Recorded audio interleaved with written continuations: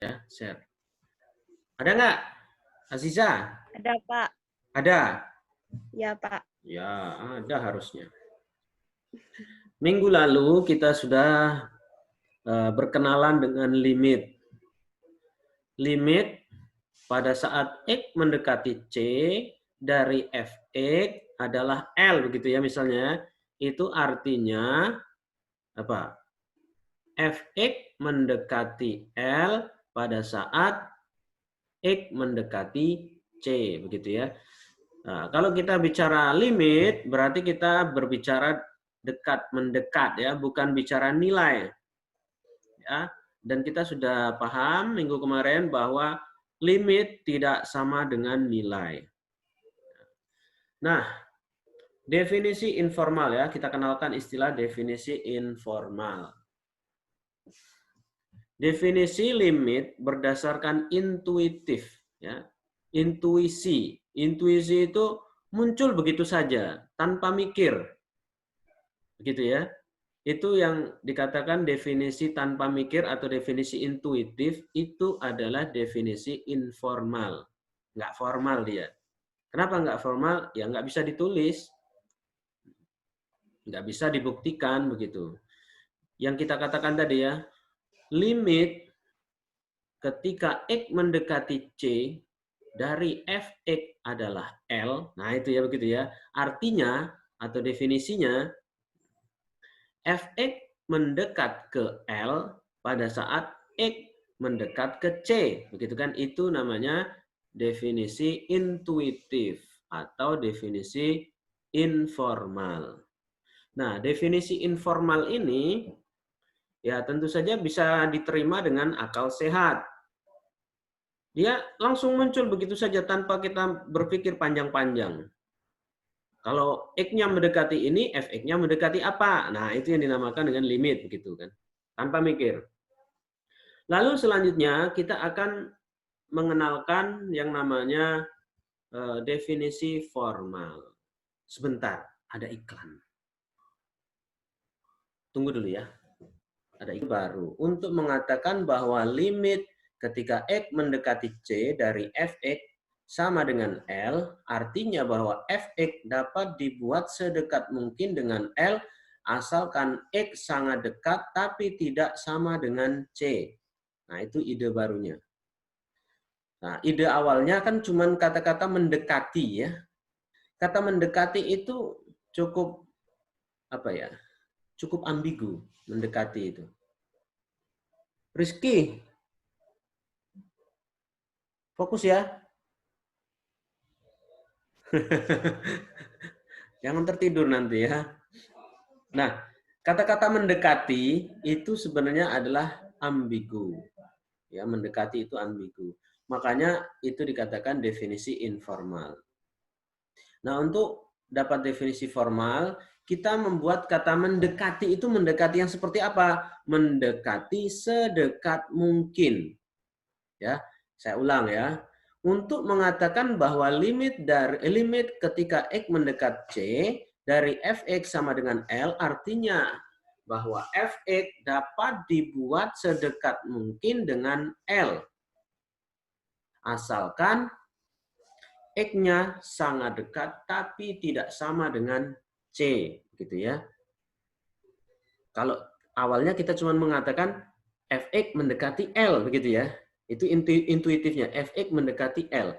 Tapi kalau yang definisi yang ide barunya kita buat Fx harus dapat dibuat sedekat mungkin, harus dapat dibuat sedekat mungkin dengan L asalkan X sangat dekat dengan C tapi tidak sama ya. Sangat dekat dengan C tapi tidak sama. Nah, itu idenya. Paham belum idenya? Formalnya, definisi formalnya. Apa bedanya tadi? Informal dengan formal? Ada yang bisa mengulangi? Apa bedanya? Kalau informal hanya mengatakan kata-kata mendekati. Kalau kita mau menuju ke formal, kita harus mengatakan harus dapat dibuat. Gini ya, kita kasih penjelasan pakai ini. Ini misalkan fungsi sret. Nah, di sini C misalnya ya. Ini C. Nah, ini titiknya. Nah, sini. Ini adalah L ya. L ini. Ya, ini FC. FC ini kan sama dengan L ya. Kebetulan ini sama dengan L. Karena dia fungsinya kontinu. Nah, kita katakan limit dari fx atau limit ketika x mendekat ke c. Nah, x mendekat ke c itu begini ya, dari kiri atau dari kanan. Limit ketika x mendekat c, ini berarti dari fungsi fx adalah L. Nah, adalah L. Itu artinya kita dapat membuat fx, ya, kita dapat membuat fx sedekat mungkin. Nah, kita dapat membuat fx, ini fx ya, kita dapat membuat fx sedekat mungkin dengan L. Kita juga bisa membuat dari kanan ya, kita dapat membuat fx sedekat mungkin dengan L. Begitu ya. Ketika x mendekat ke C tapi tidak sama dengan C. Nah, itu bedanya ya antara antara yang informal dengan yang formal. Nah, lanjut ya. Nah, sekarang ini contohnya. Kita dapat mengatakan bahwa limit x mendekati 2 dari 3x kuadrat sama dengan 12 karena kita dapat membuat. Nah, jadi sini sekarang kita menggunakan kata-kata kita dapat membuat. Fx sama dengan 3x kuadrat yang berjarak tidak lebih dari 0,05 dari 12. Ya, 0,05 dari 12. Asalkan X sangat dekat dengan 2 tapi tidak lebih dari 0,00416. Nah, jadi begitu ya definisi formalnya. Jadi kita harus bisa membuat Fx yang dekat dengan L. Nah, gitu ya. Atau Fc yang dekat dengan L. Harus bisa membuatnya. Kalau bisa dibuat, berarti dia limitnya, benar limitnya. Dapat dibuat fx yang dekat dengan 12 sedekat 0,5 yaitu 11,95 dari kiri, 12,05 dari kanan ya. Ini intervalnya asalkan x dekat dengan 2 tapi tidak lebih dari ini 0,00416. Nah, ini dapat dari mana? Dari sini. Oke, lanjutnya ini contohnya, gambarnya ya. Ini tadi yang 3x kuadrat. Ini berapa slide nih? Banyak ya slide-nya ini ya. Panjang berarti ini, harus cepet saya. Ini gambarnya. Nah, terus kita berbesar ini ya, ini diperbesar. Diperbesar di sekitaran 2, karena tadi kita inginkan limit x mendekati 2. Nah, di sini kita dapat membuat fx dekat dengan 12 sedekat 0,05. Nah, gini ya. Dari kiri 11,95, dari kanan 12,05. Terus x-nya nanti berapa? Nah, x-nya kita dapatkan ini. Nah, ini kita perbesar lagi ya, ini perbesar lagi. X-nya akar dari ini dibagi 3 jadinya berapa ini? Ya sekitar 1,99 sekian lah ya. Selisihnya berapa tadi? Ini selisihnya 0,00416 dari 2. Nah, itu begitu ya. Nah, itu arah ke definisi non formal. Ini penjelasannya tadi. Kesimpulan, seberapa dekat kita yang kita inginkan fx dengan 12, kita selalu dapat menemukan x yang sangat dekat dengan 2. Nah, itu kesimpulannya ya, definisi formalnya. Kalau kita ingin mengatakan bahwa limit ketika x mendekati c, nah kita tulis saja ya, biar kamu nggak bingung. Limit ketika x mendekat ke c dari fx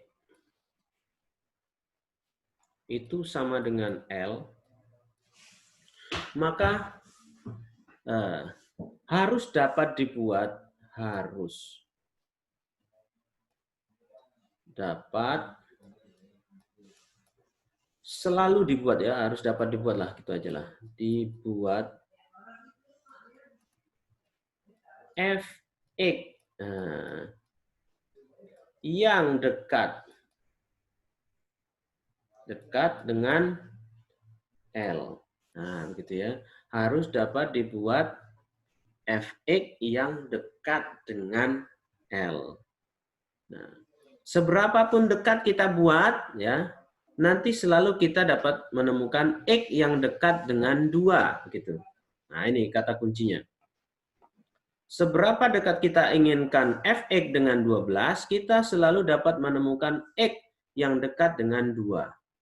Nah, begitu ya. Kata-kata dekat itu begitu.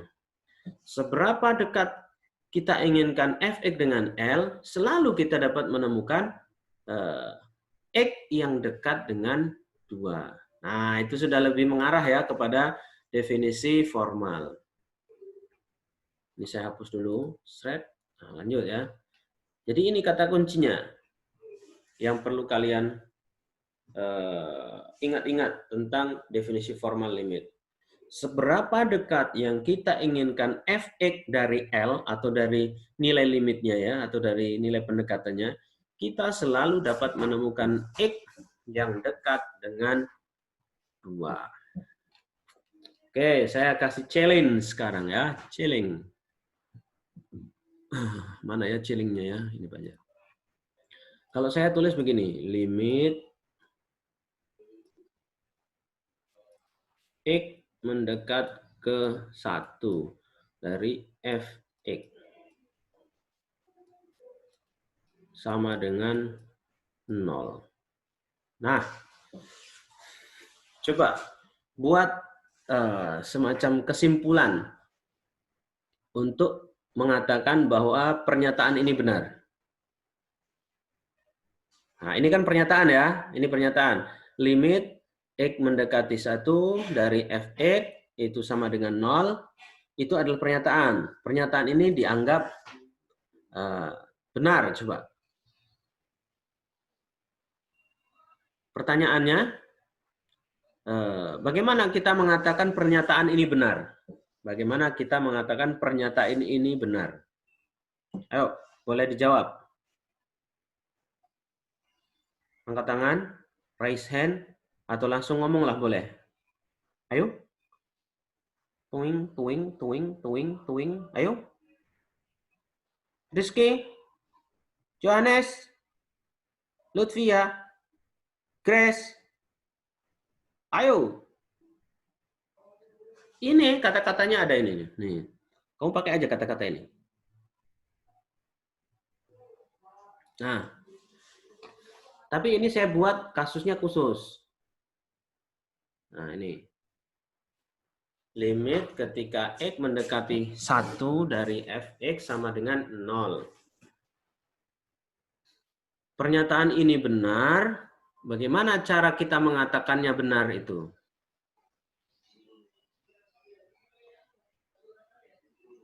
Oke, saya kasih contoh ya. Jadi kita mengatakan pernyataan ini benar dengan cara mengatakan begini. Seberapapun dekat kita inginkan fx dengan 0, nah, seberapapun dekat kita inginkan fx dengan 0, kita selalu dapat menemukan x yang sangat dekat dengan 1. Nah, begitu ya.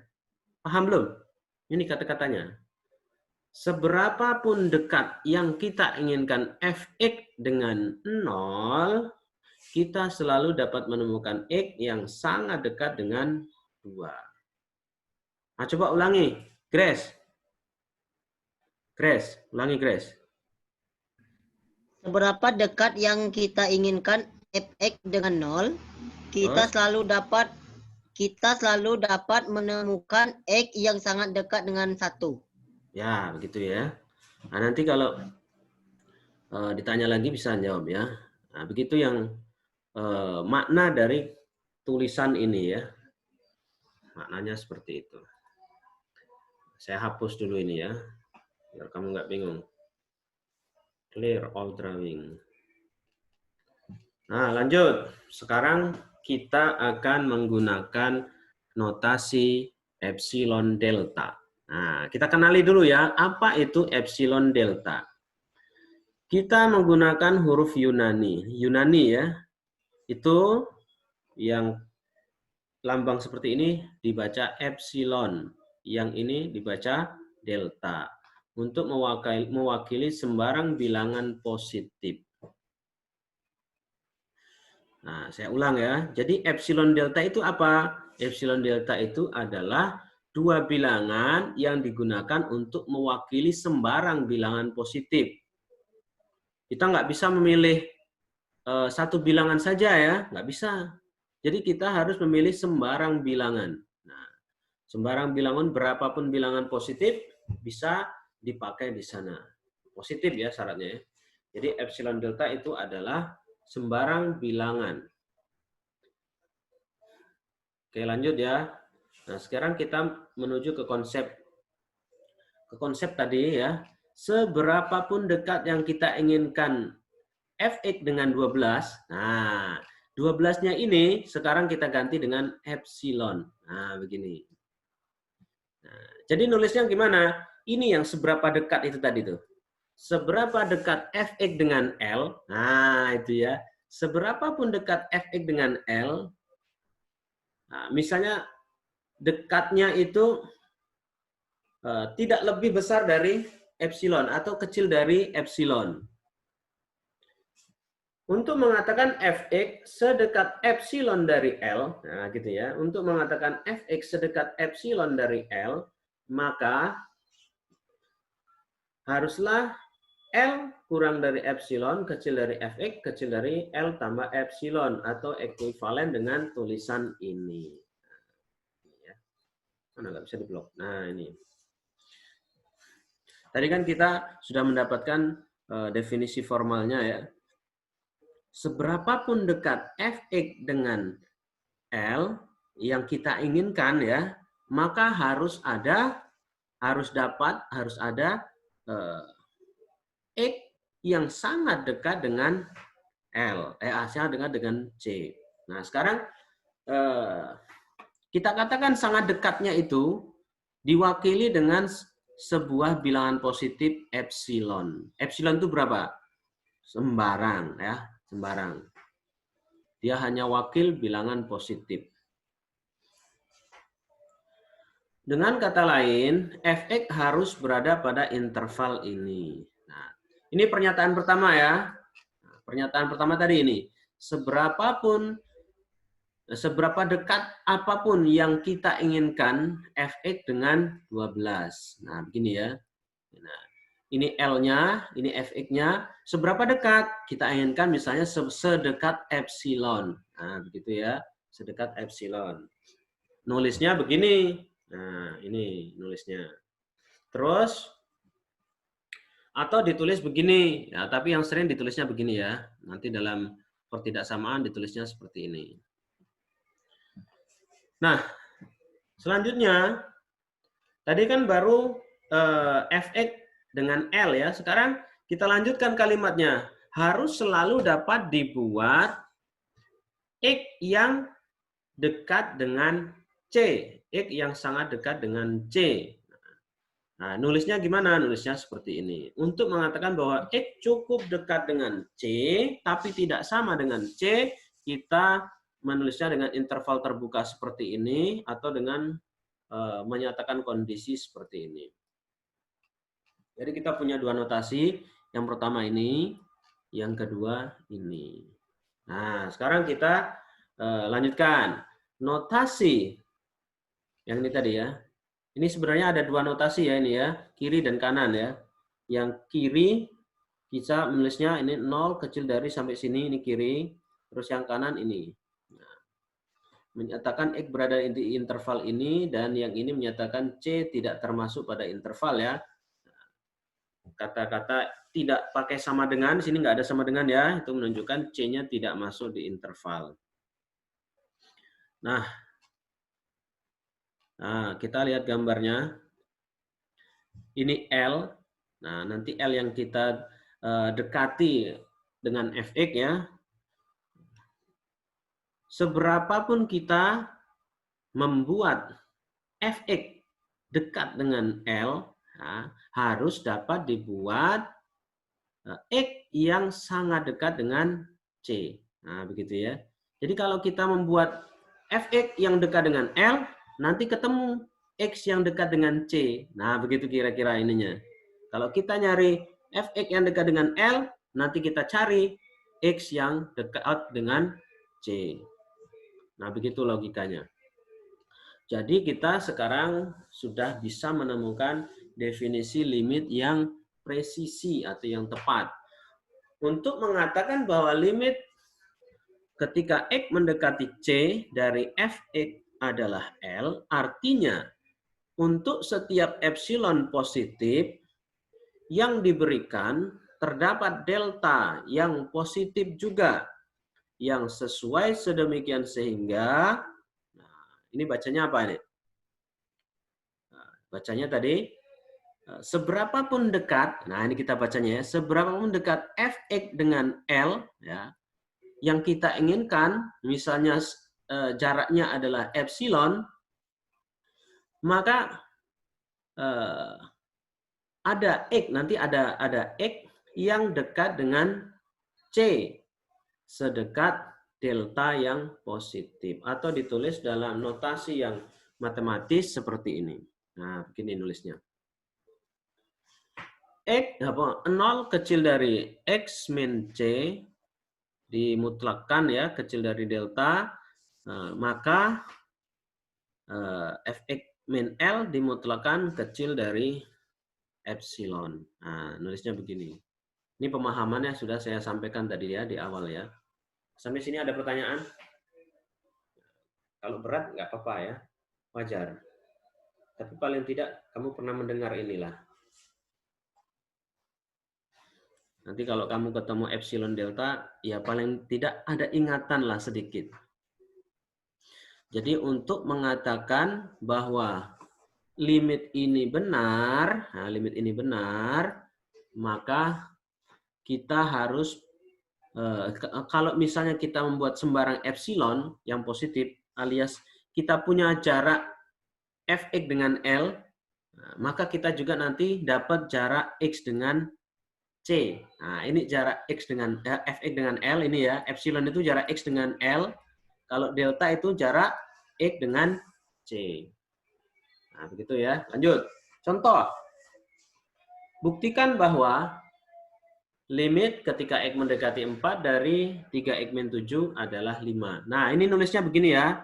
Kalau suku fungsinya lebih dari 1, 3X min 7 begitu ya. Dikurung di sini. Nah, dikurung limitnya. Kalau nggak dikurung, nanti dikira yang limit cuma 3X saja. Nah, paham ya? Kurungnya boleh kurung siku, kurung biasa, kurung kurawal juga boleh ya. Nah, gimana cara membuktikannya? Ada dua langkah. Pertama, analisis awal. Yang kedua, bukti formal. Analisis awal untuk apa? Untuk menemukan deltanya. Ya. Kita misalkan ada epsilon sembarang yang positif. Nanti kita harus menemukan delta yang positif juga kan, begitu kan? Nah, ininya. Apa langkah pembuktiannya? Kita memberikan sembarang epsilon positif, nanti kita harus menemukan delta yang positif gitu. Nah, sehingga berbentuk begini. Nah, kita ambil analisisnya dari sini. Nah, dari sini ya. Karena epsilonnya sudah diketahui kan? Nah, epsilonnya itu dimisalkan. Epsilonnya positif. Oke, berarti kita pakai yang ini. Kita pakai yang ini. Kita tulis. Delta belum ada. Delta belum ada. Jadi kita nggak bisa ngotak-atik delta. Yang bisa kita otak-atik adalah epsilon. Karena kita yang memisalkannya epsilon. Misalkan epsilon sembarang positif. Nah, ini sudah ada ya. Epsilonnya sudah kita asumsikan. Sembarang bilangan positif. Nah, kita tulis begini. Terus kita lakukan manipulasi aljabar menggunakan sifat harga mutlak. Dulu sudah kita pelajari ya. Ini tinggal kita masukkan saja ini ke kurung jadi 3X min 7 min 5 jadi 3X min 12. Kita lakukan manipulasi aljabar, 3 X min 12 bisa dirubah jadi begini, 3 kali X min 4. Manipulasi aljabar, 3-nya boleh dikeluarkan dari harga mutlak. Syaratnya tetap harga mutlak, begitu ya. Terus, karena ini harga mutlak 3 adalah 3, kita bisa bagi seret dengan 3. Kita bagi 3 jadinya seperti ini. X min 4 kecil dari epsilon per delta. Nah, bentuknya kan sudah ini seperti ini, X min 4. Nah, X min 4 ya, sudah bentuknya. Ini kecil dari delta, ini kecil dari epsilon per 3. Nah, ketemulah si delta itu. Kita memisalkan sembarang epsilon, dengan analisis di sini, kita dapat menemukan si delta. Nah, ini deltanya ternyata adalah epsilon per 3. Tentu saja delta lebih kecil bisa juga. Tapi paling tidak deltanya adalah epsilon per 3. Masih lanjut ya, ini belum selesai ini baru analisis awal ya. Kita memberikan sembarang bilangan positif epsilon, kita sudah menemukan delta. Sekarang kita buktikan. Nah, epsilonnya positif diberikan, deltanya epsilon per 3. Nah, sekarang kita masukkan ke sini. Nah, ini 0 kecil dari harga mutlak X min 4 kecil dari delta. Deltanya nanti kita ganti. Nah, yang ini berakibat, nah yang ini berakibat pada ini tadi adalah fx min L, kita rubah jadi seperti ini, terus ini kita rubah jadi seperti ini, terus kita rubah jadi seperti ini dengan manipulasi aljabar ya. Nah ini 3-nya dikeluarkan, terus yang ini tadi X min 4 itu kecil dari delta. X min 4, nah ini ya, X min 4 itu kecil dari delta. Maka kita tulis yang seperti ini, 3 kali harga mutlak X min 4 itu kecil dari 3 delta. Nah, 3 delta itu sama dengan epsilon. Nah, ini kan karena epsilonnya, delta adalah epsilon per 3. Kalau 3 delta sama dengan epsilon. Jadi ini adalah fx min L tadi. Fx min L. Fx min L kita uraikan, ternyata Fx min L ini kecil dari epsilon. Nah, jika kita perhatikan rangkaian persamaan dan pertidaksamaan dari kiri ke kanan, ini sini, ini persamaan, dan pertidaksamaan ya. Dengan menggunakan sifat transitif. Transitif itu berpindah ya. Kalau berurutan, misalnya A kecil dari B, kecil dari C, kecil dari D, kecil dari E. Berarti itu nanti sifat transitifnya A kecil dari E, begitu kan ya. Nah, ini sama seperti ini. Ini 3x min 7 min 5, itu fx min L, kecil dari 3 delta, atau kecil dari epsilon. Jadi kita tulis di sini 3x min 7 min 5 kecil dari epsilon. Yang ini tadi sudah paham ya, cara membuktikannya. Kita sudah punya epsilon, terus kita pilih delta yang sudah dapat dari analisis. Terus kita tuliskan mengikuti bentuk ini. Dari sini ya. Dari sini harus ketemu ini. Nah, dari sini, dari yang kiri ini harus ketemu yang kanan. Nah, ini jika maka tuh begitu ya, kiri ke kanan. Namanya bukti langsung itu. Kirinya sudah ada, yang kirinya 0 kecil dari harga mutlak X min 4 kecil dari delta. Nah, ini. Terus berakibat bahwa, nah berarti berakibat tuh ke kanan, yang ini kita olah. Kita olah. Jadi seperti ini, kita uraikan, ternyata seperti ini. Oke, lanjut contoh berikutnya ya. Ada yang mau bertanya? Coba saya balikkan dulu ke sini. Ada yang mau bertanya?